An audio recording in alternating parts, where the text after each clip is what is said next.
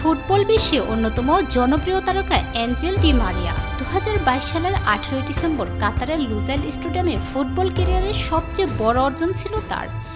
সেদিন ছোঁয়া হয়ে যায় স্বপ্নের বিশ্বকাপ শিরোপা জিতে সেই সময় নিজের বুট জোড়া খুলে রাখতে চেয়েছিলেন ডি মারিয়া, কিন্তু মাঠ কাঁপানো ডি মারিয়াকে ছাড়তে রাজি হয়নি আর্জেন্টিনা।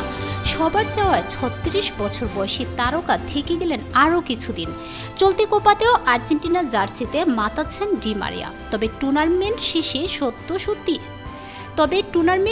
সত্যি সত্যি বোট জোড়া খুলে রাখবেন তিনি। আসর শুরুর আগেই সেটা জানিয়ে দিয়েছিলেন।